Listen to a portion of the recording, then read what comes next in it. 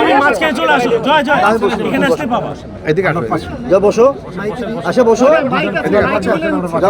যে যে বলবো শেষে এখানে বসে বসে বলে যাই।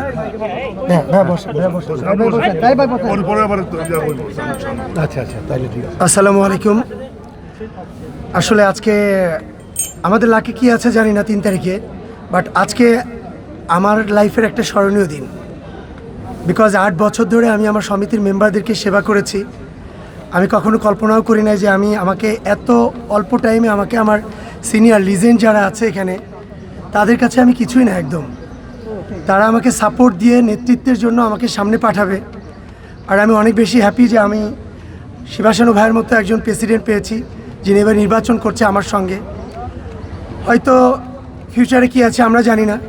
আমরা বড় একটা স্বপ্ন নিয়ে শিল্পীদের স্বার্থ রক্ষা করার জন্য লিজেন্ডরা আমাদেরকে সামনের দিকে এগিয়ে দিয়েছে। আমাদের এখানে যাদেরকে দেখছেন তাদের স্বপ্ন একটাই তাদের প্রতিজ্ঞা, আমরা শিল্পীদের জন্য কাজ করব, শিল্পীদের স্বার্থ রক্ষার্থে আমরা শেষ পর্যন্ত যুদ্ধ করে যাব।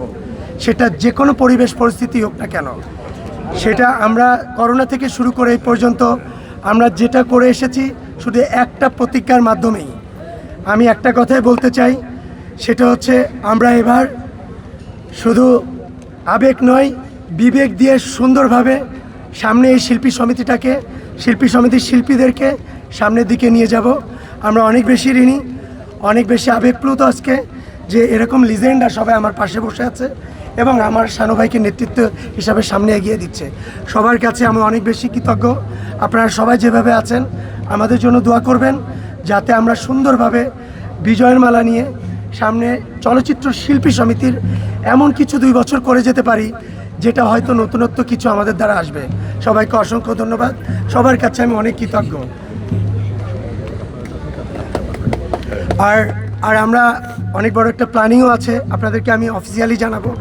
তারপরও আজকে আমরা যাদেরকে হারিয়েছি, আমরা শুধু শিল্পী সমিতির মেম্বার না, আমাদের পুরা এফডিসিতে যত কলাকুশলী আছে যারা আমাদের ছেড়ে বিদায় নিয়েছেন তাদের আত্মার মাগফিরাত কামনা করছি। সবাই আমাদের জন্য দোয়া করবেন। আসসালামু আলাইকুম।